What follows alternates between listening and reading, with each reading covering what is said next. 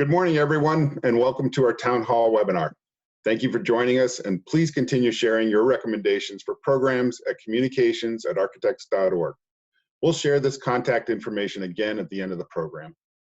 I'm Eric White, Executive Director of the BSA, and we all know that the world we live in has been turned upside down by responding to the virus. This situation that we're facing is ever-changing, and today, we want to share with you ways in which we are trying to support you during these challenging times. And to begin, in case you haven't heard, Governor Baker the other day extended the stay-at-home advisory through May 18th and has created an advisory group to guide recommendations for reopening. For this and other information, visit our website at architects.org. This webinar is part of an ongoing series of town hall meetings, and our next meeting is tomorrow afternoon at noon. We are offering a total of 3 town halls. We held our first on Tuesday in hopes that we can reach more people and help you from working at home and balancing work life and home life during these challenging times.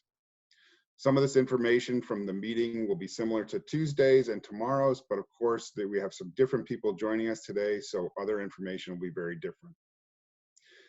And while we continue to work on putting on programming that's relevant to you, I'd like to mention the opportunity to sponsor such programs, as well as our knowledge communities. These have been responsive to our times, serve the greater good, and are reaching many people with each session.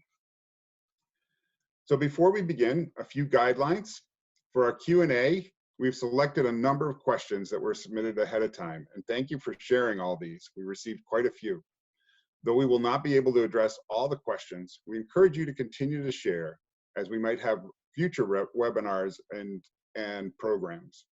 You can also join us with questions by clicking on the chat or Q&A functions at the bottom of the screen. If the speakers are able to, we'll take time to respond. Otherwise, we'll use these for future programs. I also encourage all of you to join BSA Connect. This is a LinkedIn forum that we welcome you to be a part of. It's meant to be a place where you can pose questions, share and find community outside the knowledge communities, and other BSA programming. You can find it by searching for BSA Connect on LinkedIn. During the meeting, we'll be prompting you with a few quick polling questions. Responses are anonymous, and we'll share these results live. This session, as you may know, is being recorded and will be posted in the next day or two on the COVID-19 resources page at architects.org. I also encourage you to check our calendar for upcoming programs, as well as a calendar of knowledge community meetings. I'd like to acknowledge that because this pandemic is rapidly changing and a dynamic phenomenon, we are all trying to figure this out together. Our conversation today is not intended to provide definitive answers, but it is intended to support you with the information so that we can all move forward together. And now I'm excited to introduce to you those who are joining me for today's town hall. Ted Touloukian AIA is the president and founder of Touloukian Touloukian, chair of the BSA Foundation Board of Trustees. And today I'm joined also by 3 colleagues. Jenny Efron is our policy director at the BSA. Susan Green is our committee engagement and technology manager at the BSA. And Ben Peterson is our director of community design at the BSA. So without further ado, let me turn it over to Jenny to kick us off to share some information on our advocacy and policy initiatives, which she's leading. Good morning. Thank you, Eric. Good morning, everyone. As Eric mentioned, I'm the policy director here at the BSA, and in that role, I have been doing work both in response to COVID issues and continuing on our policy agenda throughout this time period as well. So one of the first things I wanted to discuss was that we are developing a case study of best practices for public meetings, and this is a COVID response where, as many of you probably know, that the 351 different municipalities in Massachusetts are taking 351 different approaches to hosting public meetings, the forums that they choose to do, whether they are actually choosing to host public meetings, and a lot of this impacts development review and the ability to move projects forward. So we are collecting case studies from partners on different technologies and platforms for hosting virtual public meetings, and both digital and non-digital, and also trying to find out what some towns are doing that are working. And this will be shared with partner organizations, with our membership, and with the municipalities that we have relationships with, in order to not only encourage these public meetings to go forward, but to encourage them to continue to keep an eye towards inclusivity and equity issues.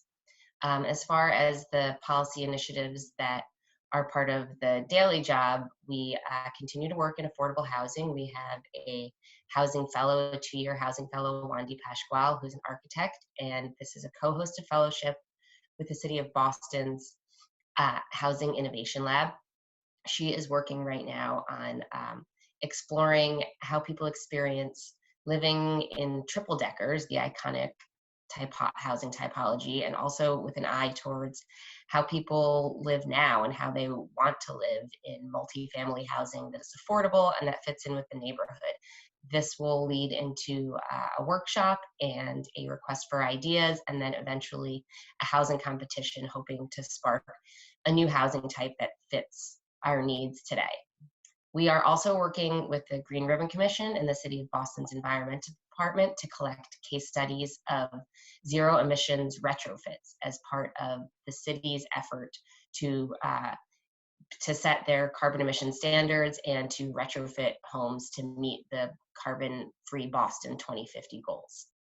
Finally, in the urban planning realm, we're continuing to work with Boston Main Streets and some small businesses in Hyde Square neighborhood to join some of our volunteers to help design patio cafes, so that when restaurants are able to reopen, that they are able to add outdoor seating, which has become particularly important in a time when it's expected that occupancy will be decreased for restaurants once they are able to open again. And part of a larger process of this is also trying to help ease the process in the City of Boston so that permitting is easier for outdoor spaces, which again, I think becomes increasingly important as we move forward in our new COVID reality. So that's what we're working on right now. And if anything interests anyone, feel free to get in touch with us. I'm happy to discuss further about ways to get involved. And without further ado, I'd like to turn it over to my fantastic colleague, Susan Green. Thank you, Jenny. It's nice to be here. As Eric had mentioned, I manage our knowledge communities. They used to be called committees, but that was a little misleading because they're actually just led by chairs who are members, and these are grassroots interest groups that everybody is invited to. Everybody is welcome. You don't need to be a member. Of course, members are welcome as well. We encourage that. And since all of this happened, we've moved them all online.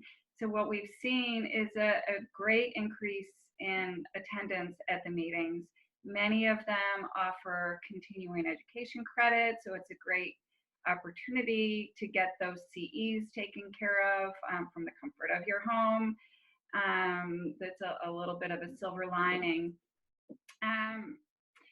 These are also opportunities to network with the people that you connect with professionally, or that you'd like to connect with, that you may feel that you've lost touch with in this new reality that we're in, to share best practices, to learn, to collaborate, to find out what other people are doing.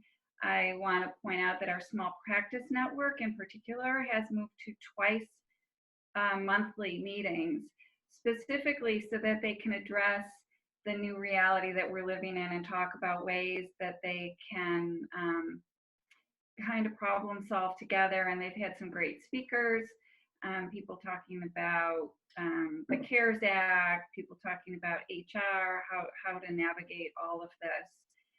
So I encourage everybody to take a look at the calendar. I can tell you that some of the past meetings that we've had, the Admin and HR Network just did a meeting on reentering the workplace post-COVID. Our Global Practice Network talked about design meeting diseases across geographies.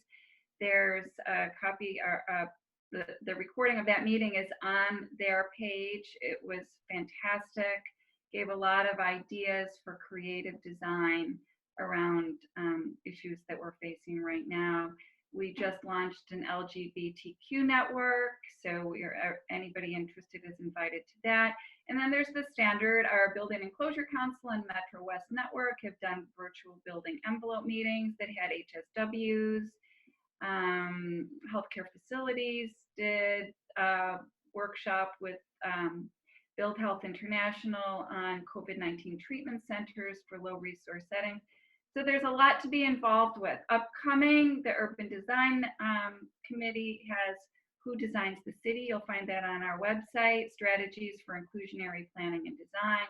Really important topic right now. And the Housing Committee has a meeting coming up at the end of May with Jenny Efron and Wendy Peshwal about the Future Decker and the Housing Innovation Competition. So please join us. They're all going to be virtual, so you can enjoy them from wherever you are. Thank you. And I now want to pass it along to and introduce you to my colleague, Ben Peterson. Thank you, Susan. Good morning, everyone. It's nice to be introduced, if virtually, to all of you in attendance. I'm Ben Peterson. I came aboard the BSA in January as the Community Design Director. And I'll give a few highlights of things that have been ongoing since I came on to the BSA staff. Community design has shifted form, but it is still robust and has taken consideration of new ways of working as we're collaborating across virtual realms. One project in particular that many of you may have been involved in, Makeshift, has been a collaboration to convene architects, engineers, healthcare facility design experts, and healthcare professionals as a way of identifying, evaluating, and making accessible information about the potential for alternative or auxiliary sites to help accommodate the pressures related to COVID-related care. The Makeshift collaboration saw about 150 collaborators working tirelessly over the course of a few weeks to get a platform and a database up and running on the BSA's website that both inventories potential sites in the event that healthcare officials need to make decisions about accommodating an overflow, and also the opportunity to submit inventories to add to this database. Check it out on the BSA's website. We're hoping that it also might be relevant moving forward beyond the point of crisis as we look to potential challenges related to housing insecurity, displacement, climate change, and resiliency planning. Also ongoing is a collaboration with the city's Office of Recovery Services, the Mayor's Office of New Urban Mechanics, and the Boston Architectural College, working to develop a graphic guide and wayfinding resource, both for service providers and for individuals who are seeking treatment for recovery, for substance use disorder, or individuals experiencing homelessness, trying to understand the ecosystems of service in Mass Ave and Melnea Cass. And this will be ongoing, working with BAC students and colleagues from the city.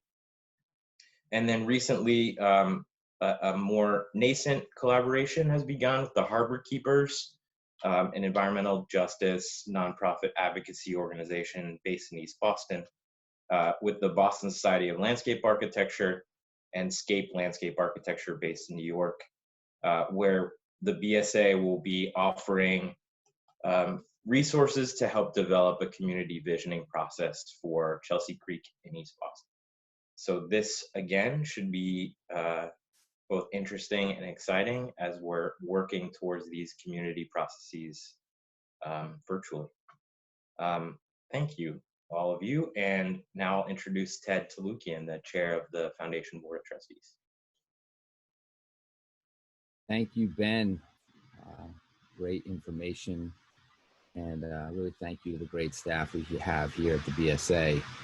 Each of you summed up so well the great team of people working together to support our membership and our extended design community. It's really a reflection of the passion that we all share to collaborate and improve our conditions in this extraordinary time. As each of my panelists noted, the BSA is a community committed to improving our quality of life through the power of design. And this has never been more true for us now as we collaborate to develop better resources for our membership and the general public that will help us better equip and navigate the uncertainties thrust upon us in COVID-19. In our last town hall at the beginning of April, I was able to provide an update on how the foundation is evaluating and thinking about new ways of providing design education and design resources for our youth and family programs and in our communities. As you heard today, Susan, Jenny, and Ben provided a great overview of the work that we are doing on policy and in our environment. And this morning, I'll provide a brief outline of some of the design work that we're doing with our youth and families. At the core of the foundation is our youth and family design education programs. We've been promoting the public understanding and the appreciation of architecture and design for K through 12 students, teachers and families, and the general public. And we've served over 4,000 kids in the last few years alone. And this has been relatively hands-on, person-to-person interaction. And certainly now this type of in-person collaboration just can't occur. And with the continued closing of schools, extended remote work environments for parents, we found that the need for youth and family design education support has been evolving. We hear a lot of parents saying they're getting taxed with too many worksheets or too many Netflix videos, or maybe that's my own kids. But I would like to say the magic of Kids Build, that light bulb moment and the adrenaline of creative problem solving in remote environments, we found is even more needed. Recently, our foundation design director, Polly Carpenter, has been able to work with the City of Boston, City of Cambridge, and Medford to provide an online teaching packet or kit of activities for kindergartners. Its primary focus is a prompt question to the students by each of the city's mayor. And that question is really interesting. It is, what ideas do they have to make Boston a more fair and interesting place? Well, the packet includes online resources for a multi-day program to help kids brainstorm, draw, and build their ideas with common materials that they have in their home. And it's the opportunity for them to share their vision in the future in an online virtual gallery that we at the BSA is developing in the coming weeks. I think this will be an exciting response, to say the least. We all know we can learn a lot from the inside of kids today. So in general, I think as a whole, we are learning that we can build a process at the BSA that can be proactive and more responsive, not only for today's needs, but we're learning about how to, for the future, for additional needs that may be thrust upon us with affordable housing, climate change, and the demand that carbon has on our environment.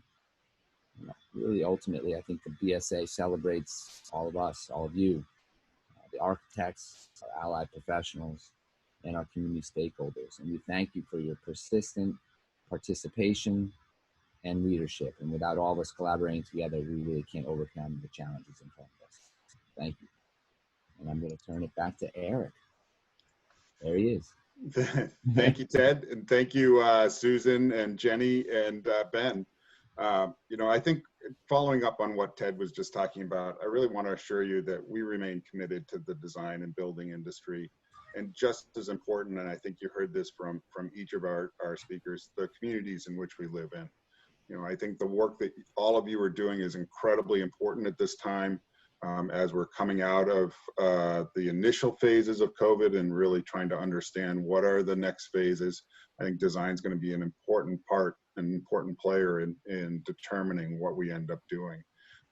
We are trying to provide you with the resources and information, and I think these are a few of the things that have come up in this conversation.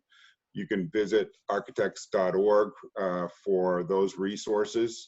There's an incredible amount of information there that covers everything from work site safety to ideas that are beginning to be formed around returning to space, to some of the legal and financial resources that are available.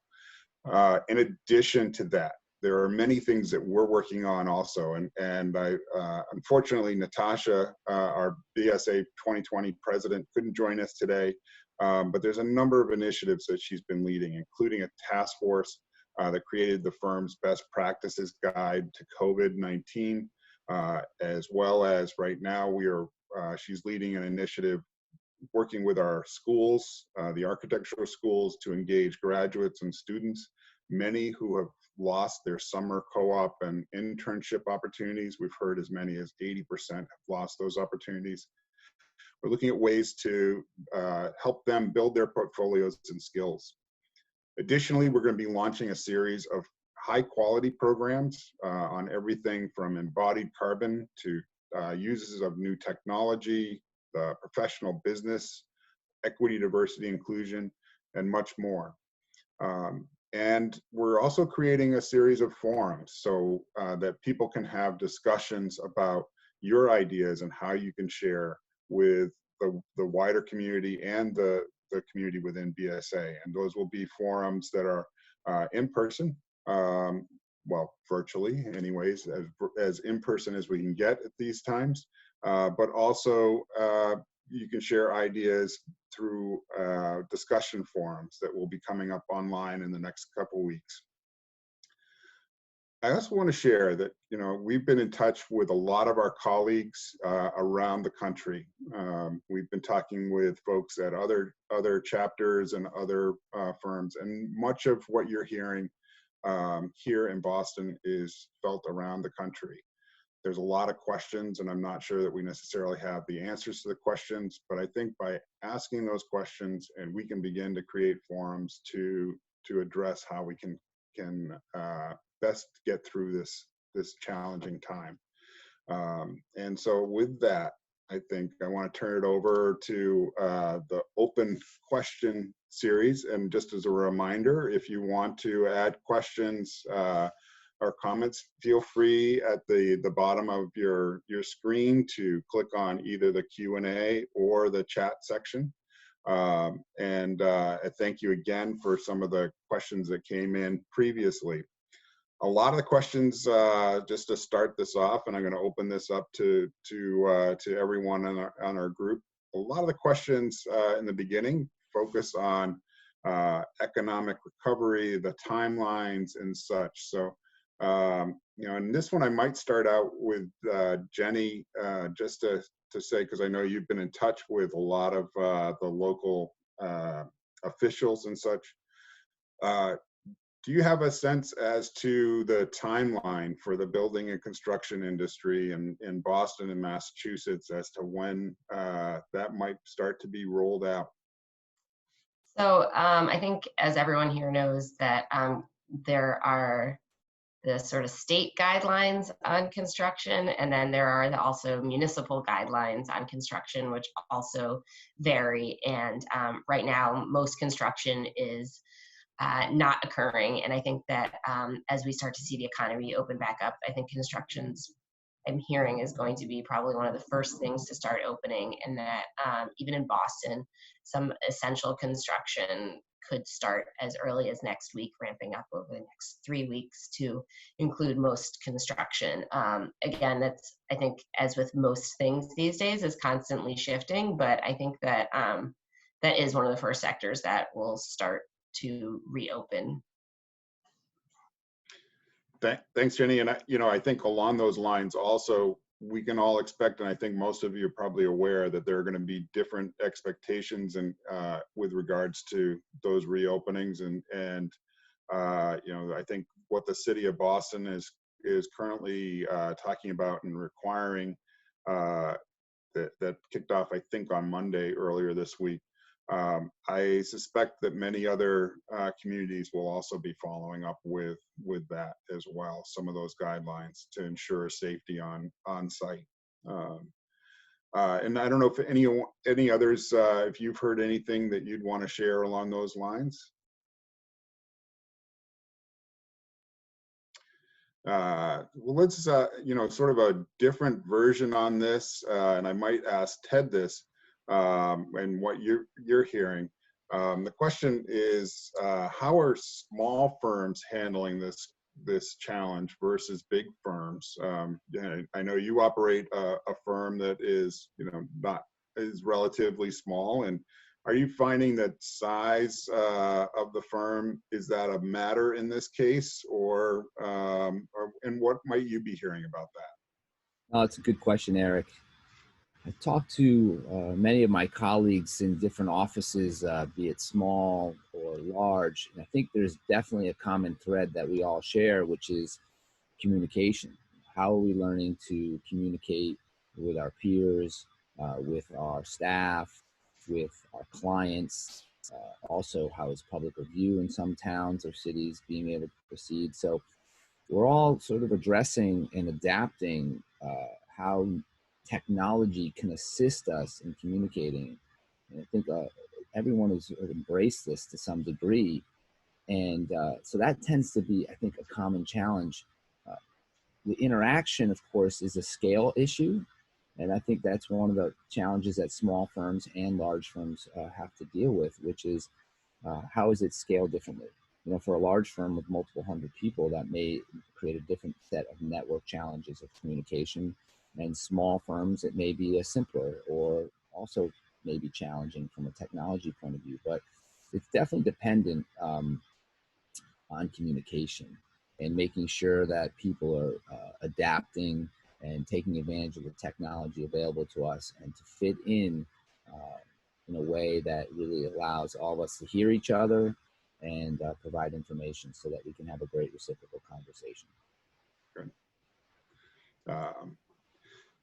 I think this next question sort of touches a little bit on the first question, and I'll open it up to any of the folks that would like to answer or have thoughts on this.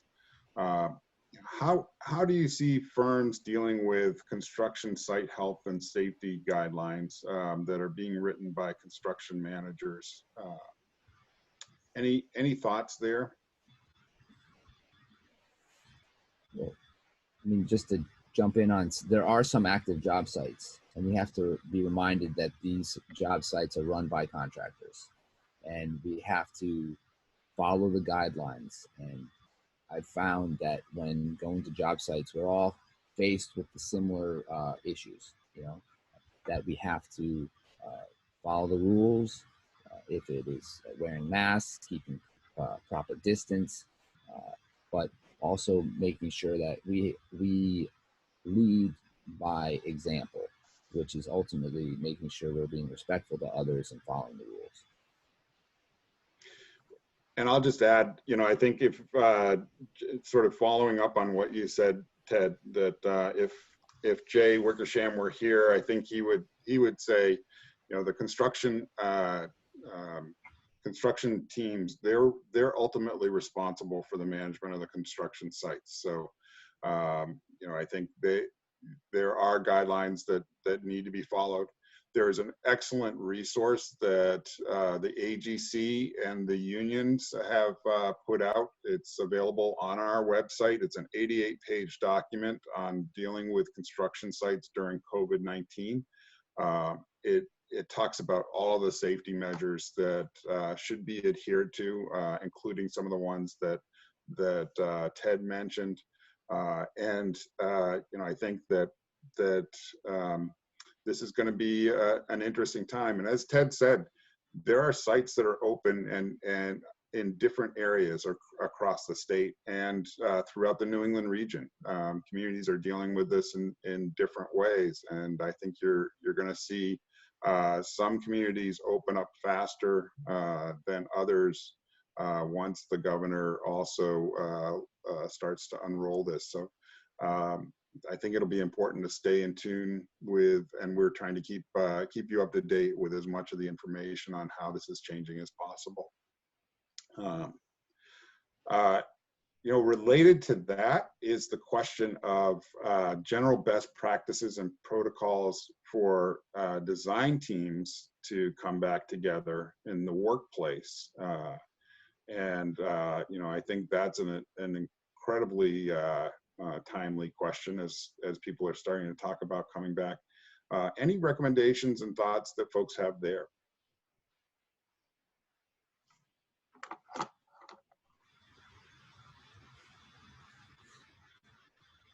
Again, oh, go ahead. No, I mean, just as a practitioner and a business owner, our office as a whole is discussing this. I think the best way to handle this is to really get out in front of it and begin that conversation early, making sure you're communicating with your peers about, and also with your employer about what the needs are. And it's still evolving. I think we don't really know yet what the workplace is going to look like. I've heard some larger companies suggest that they may cycle groups of their employees through, let's say in quarters, to keep the proper distance between employees, because the spacing is important, right?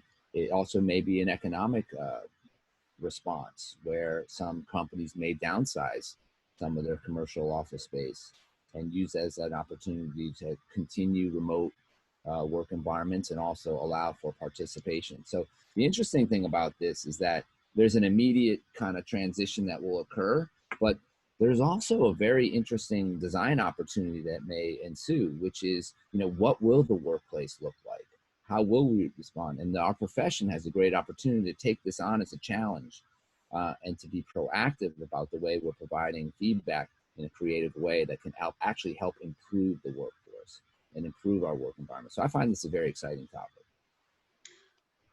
And I think there's a lot of people and a lot of materials that are coming out there. And as you said in the beginning, Ted, I think encouraging people to talk, because each work site, as architects know better than I do, each site is going to be unique. It's going to have some unique challenges that you know, you can't just talk about generally, but there are a lot of resources that are also coming out there. The first is recommendations from the CDC. There's also a phenomenal webinar series that Golston and Storrs has been putting on, and we provided some links to some of the past webinar on this, creating some guidelines and recommendations. The other day, I think it was yesterday or the day before, Cushman and Wakefield has come out with some recommendations that was shared also through AIA. So I think one thing, in addition to talking, there are a number of resources that are out there. And this is also going to be a series of programs and activities that we'll be providing more information on in the coming weeks. Just to shift a little bit, and maybe Ben and others, you might want to jump in on this. You know, what are opportunities that you're seeing within this crisis to demonstrate the profession's relevance? And you know, I think some of what you've been doing, Ben, is definitely touches upon that. Thank you, Eric. Yeah, I think that whenever designers encounter constraints or parameters, challenges us to invent new ways of doing and new ways of thinking. And this has certainly placed some constraints and pressures on how we think about what we do as architects and spatial designers. I'll just say from experience collaborating with so many of you on this makeshift work, it's providing a way, I think, about how we consider what it means to provide service and what it means for kind of an expanded conceptualization of where architects work and what our expertise is. Not only have I found through this process that the engineers and architects and healthcare design experts who have been participating have tremendous knowledge that can be used beyond our kind of internal professional sector alliances and that there's a wonderful opportunity to communicate to a broader public the way that space operates to provide shelter, to provide care, to think about all the intricacies of the work that goes into putting a building together, as we think about what it means to occupy these new spaces in the future. I think also we've started to understand that we might be able to consider the construction of future building sites, infrastructures, with the foresight of recognizing the potential for them to become adaptable or to accommodate new occupants in the future. So I think that, again, that kind of expands the way that we think about planning for future scenarios to take everything into account. And then the last thing I'd say is that this has been a tremendous opportunity to demonstrate the effective working processes of collaboration, and that expertise comes from so many different realms. And I think that if we're to demonstrate the way that we collaborate successfully, not only with our allied professions, but bringing others into these conversations, bringing in experts to think about, the consequences of trauma and persistent crisis, and how we can create spaces that mitigate those experiences, how we might think about, being more deliberate about recognizing vulnerabilities and crisis before these kind of inflection points, and designing for those things intentionally. Yeah, I know at this point maybe I'm rambling, but I think that this is an opportunity to showcase our best selves as designers, and that our relevance actually is tremendously valuable to a broader public. Can I just jump in and add to what Ben is saying, in that it's also an opportunity on a global scale, because this is happening all over the world. And what I witnessed when I was in the Global Practices presentation last week is that many of the solutions and very creative solutions that some architects and urban planners around the world are coming up with have relevance here, and some of what we can come up with have relevance around the world. So it's a great opportunity for people to collaborate across borders and to come up with some great creative solutions that can lead to policy changes here and, possibly abroad. But I see this as one of the pluses of the situation that we're in, that when somebody's talking about density in Bangladesh and what the issues are there, we can apply some solutions to New York City, for instance. So just wanted to add that. That's a great point, and I know there's a lot of conversations going on out there about the questions around density now, versus what's the city going to look like in the future, and what will the buildings within there look like to potentially give thought to accommodating future outbreaks. And Ted, not to put you on the spot, but I like putting you on the spot, actually. I noticed. So, it's awful. How are you guys thinking about accommodating or the aspects of building design to accommodate what might be future outbreaks? Well, this kind of goes back to the value that I'm seeing the BSA undertaking right now. So for instance, the makeshift work that Ben and his group has been doing, and the amazing participation that we found, from the engineers, architects, healthcare professionals, software providers, it's been amazing, right? And to some extent, we all were sort of, this was all thrust upon us, and we've moved quickly to respond to it. But what we're finding and discussing is that we're able to now think more directly about being proactive for other needs surrounding areas like, how are we going to address carbon, right? How are we going to address affordable housing? How are we going to address sea level rise? Certainly the conversations are there, but if it puts us in a place to really think that another, potential crisis could come upon us, And what we're building right now, I think, is a process. And we're building a method for how to pull together a great set of interdisciplinary partners. We're realizing that the interdependence upon each other is even more important, and that the best way to solve these is to think about them now. And so, when you ask the question, Eric, what is this, let's say, teaching us to some extent about, how we're going to address future, let's say, crises? The answer is, our process and how we're doing it now, and to be really thinking about being proactive.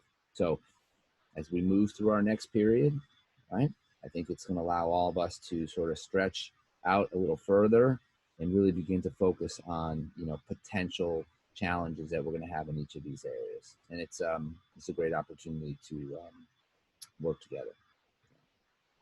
I think that's an excellent point. And I don't know, and now I'll put Jenny on the spot. I think there's some aspects here certainly related to our policy initiatives and the work that you're doing with some of the officials as well. And I don't know if there's anything that you'd want to add to what Ted was just sharing. Yeah, I mean, I think absolutely. I think Ted really hit on a lot of those points around the policy issues, but particularly, you mentioned density and density was already sort of a very fraught word within, community meetings or planning. And I think now it's also, can we talk about that? People don't want to think about, right? Like living on top of each other, but also at the same respect, we're living in this uncertain period. We don't sort of know how this is all going to play out in the long-term effects of the economy. And it could end up being an opportunity to be more creative and open up doorways for more affordable housing opportunities in the near future. It also will certainly change the way in which we think about types of buildings that were, for senior populations, for example. That conversation is probably going to change a lot in the next 2 years. And also just thinking about shared spaces and what we want from our homes. I was recently having a conversation with someone talking about, how buildings are now going to Wi-Fi is going to be so important, the power of the Wi-Fi that you're able to offer, or the space when you come and look at, a place that you might want to live. You're probably going to also be looking at it for, could I divide this up so that I can work and live here? And I think we're all thinking differently about the spaces that we inhabit. And as far as, shifting a little bit, I think climate change, right? We're in this period right now where we're facing this threat that you can't see. And there's so many parallels to the way we think about carbon emissions and how we deal with that. And I think that's actually, again, an opportunity that's presenting us to sort of draw those parallels and say, this is something we really need to address now before it's something that's so in our faces that we have to all retreat home for a long period of time, or it's something that we can't ignore because it's beyond a state of emergency. And so I think that through this really struggle that we're all experiencing, I think that there are these opportunities to think about some of the issues that are underlying and existing that can be pushed now more to the forefront, that we might be able to have more open discussions about. Can I add something to that, Eric? Quickly? Yeah, go, definitely. Yeah, I totally agree. And I think that one of the things, along with this reflection on proactivity before we get to this point of emergency or crisis, is I think there's also an opportunity to take the lessons that we're learning here about the kind of unequal distribution or inequitable community burdens that are being taken on by this virus. We see communities of color being hit hardest. We see communities who cannot social distance, obviously becoming more vulnerable to these scenarios. And I think that it's important that we take that same kind of thinking about vulnerability and persistent vulnerability as we move forward in thinking about how we design for climate change and climate resiliency, how we think about the future of housing provision and housing insecurity, really just kind of expanding the way that we recognize or acknowledge how design and architecture can simultaneously construct those inequities, but also work to relieve them and make them more equitable. So thanks, Jamie, for saying that. Yeah, no, it just add to this whole conversation, because it's really very forward thinking. It's, what does this look like? What does it look like to be proactive? What does it look like to say, we're learning from this, and we need to think about other potential crises that are ahead of us. It seems to me like we really need to take a step back for a moment and really assess each of these challenges. Let's take sea level rise, right? Great conversation that's been happening for the last few years around it. There's certainly definite interest around it, but the assessment of where the problem lies and what it looks like needs to really be filtered against the parallel problems that we're having in this pandemic right now. And if anything we can do is really accelerate an action plan that allows us to formulate potential solutions to challenges, and putting that action plan, again, looking at that action plan in a way that looks for outcomes that are real, right? What I mean by that is, let's look at this crisis that we're having now and how we are very particularly reactive to it.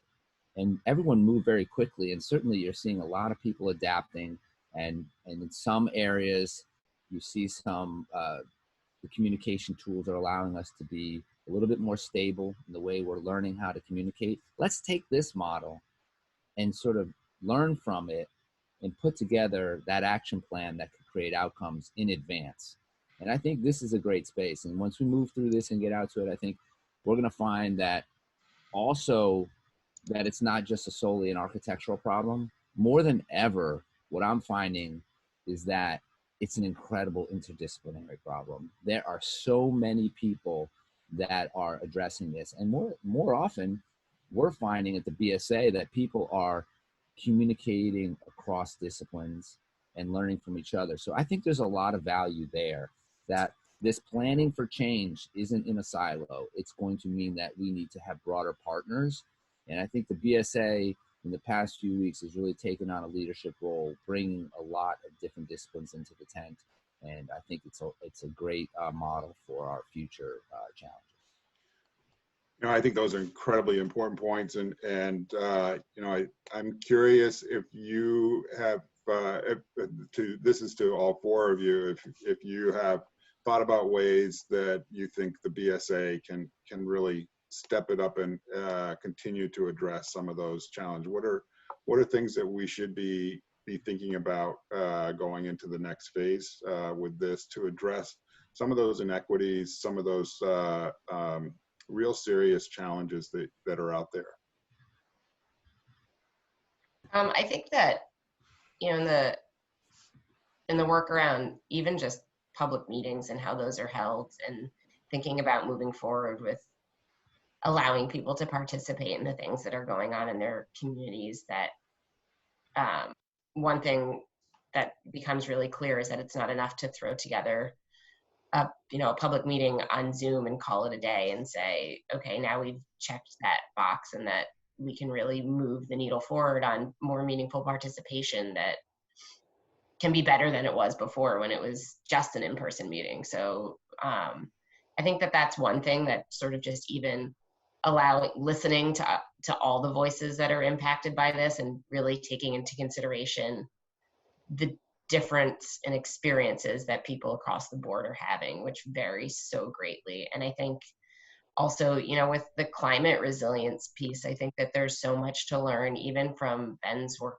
and his team with the alternative care site, is that you can think of disaster preparedness on a broader scale, even than, alternative hospital sites, is sort of how do we prepare communities and their varying needs for these situations, so that we know where our assets are, and we know what needs to be done to convert places, and we know how to support communities from one neighborhood to an entire city or state or country in a disaster. So I think that those are some things that we can definitely see and try to move forward from in those areas. Yeah, Jenny, and I think also it's important that we recognize that none of this matters if we don't get these great ideas and these great, proactive plans into the hands of decision makers and policy makers. and community champions, et cetera. So I think part of the work moving forward is translating all of these ideas to have legibility across broader audiences. Yeah, and to be sort of working with people, experts, non-experts, but just people from different backgrounds and experiences to really make it a real impact. Yeah, totally. Yeah, Jenny and Ben, those are excellent points. And you know, Eric, you're asking, go ahead, Ben, Ted. No, I was just gonna say, you're asking a great question. What can the BSA, you know, do? And just one aspect of that is, I think, why we're here today is that we're asking our broad audience of BSA members and, you know, stakeholders this same question. We need to hear from you what we can do. And I think that's really important. So let's ask that question. Let's make sure we're putting that out legibly so that people can provide us great feedback, because we're going to be stronger when we reach a broad audience and people give us the kind of feedback that's going to allow us to grow. I think another piece of it is what Susan brought up earlier. Our knowledge communities are amazing. They're so diverse. And, you know, the question is going to come out of this is, how can we leverage our knowledge community in a way that allows them to communicate across each other, certainly within the BSA, but back to the point about, you know, this pandemic and what we've learned is when we reach out to other, let's say, parallel organizations, and their knowledge communities, wow, that's powerful. And when we can also focus the problem and share the focus of one challenge or two or three, there are so many out there, but when we can distill this to something that we can all leverage together, I think it's going to allow us to focus on solving or at least proposing solutions that can help us. So just back to the audience at home, let us know what you think, and we can respond. Yeah, I think to that point too, the possibilities that have opened up because we've all been forced into this virtual reality, we've been reaching a much broader audience. I know the knowledge community attendance has been really strong, and I attribute that to the fact that a lot of the people that are attending aren't typically able to make it into Boston for an in-person meeting.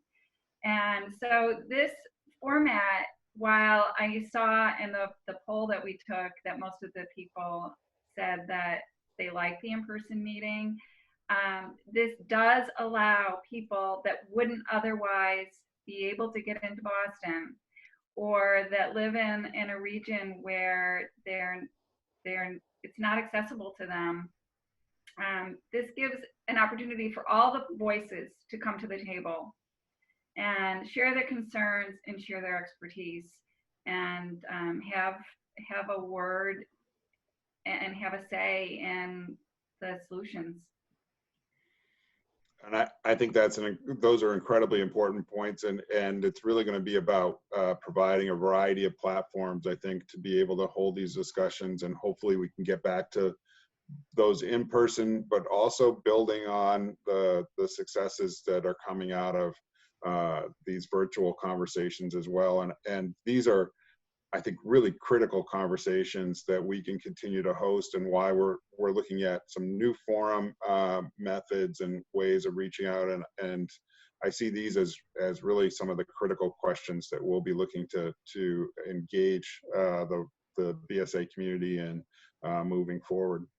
We have just a couple minutes left, and I sort of want to take the advice of Natasha and think about, are there some things that don't always have to be really heavy and intense and COVID centric? And so, you know, I wanted to ask if some of you have seen, we were talking about community connectedness. Some of you have seen, what are some of the ways that people are connecting now that you're finding particularly engaging, interesting, you know, sort of different ways to keep people together during some challenging times? And I just throw that open to the entire group. Well, if I can just continue promote BSA things that are going on stay on brand with that. But I think, we had an architecture trivia night. That's sort of a fun way for people to connect and unwind a little bit. And then I think also that our housing fellow, Wandy, is now hosting Thursday triple decker talks where she's inviting individuals or small groups of people to sort of talk about their experience living in triple decker neighborhoods and sort of how they live and how they would want to live now. And I think that that's just sort of an interesting way to think about, particularly as we're spending so much time at home. Probably lots of us have lots of thoughts on the places that we live and the different ways that we might want to live. And I think that that's, it's sort of just a nice little break maybe from what you're sort of working on for work all the time, but a way to also stay connected in the things that are interesting to our community as well.